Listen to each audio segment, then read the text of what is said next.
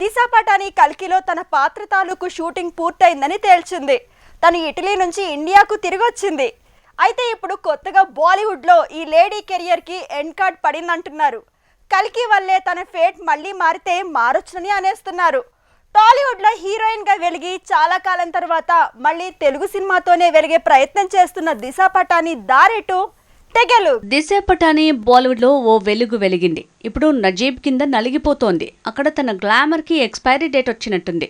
పూర్తిగా సౌత్ కే సలాం అంటూ ఇటువైపే వరుసగా సినిమాలు చేస్తోంది. కెరీర్ కి రిపేర్లు చేసుకుంటోంది. కల్కిలో ప్రభాస్ తో దీపికా పదుకునే తర్వాత మరో హీరోయిన్ దిశా పటాని కూడా జోడీ కట్టింది. తన పాత్ర తాలూకు షూటింగ్ పూర్తి కావడంతో ఇటలీ నుంచి వచ్చేసింది. ఇక మేలో వచ్చే ఈ మూవీ మీదే తన ఆశలన్నీ పెట్టుకుంది. నిజానికి తెలుగు సినిమాతోనే మొదలైన తన జర్నీ ఇప్పుడు మరో తెలుగు మూవీతోనే టర్న్ అయ్యేలా ఉంది. దిశా పటాని ప్రెజెంట్ కల్కి మూవీలో తన పాత్ర తాలూకు షూటింగ్ పూర్తి చేసింది. తర్వాత కంగువా పెండింగ్ షూటింగ్ పూర్తి చేయబోతోంది.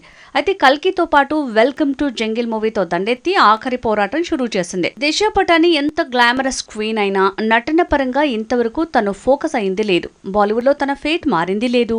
అక్కడ 1-2 హిట్లు తప్ప ఒక్క మూవీ కూడా కలిసి రాలేదు.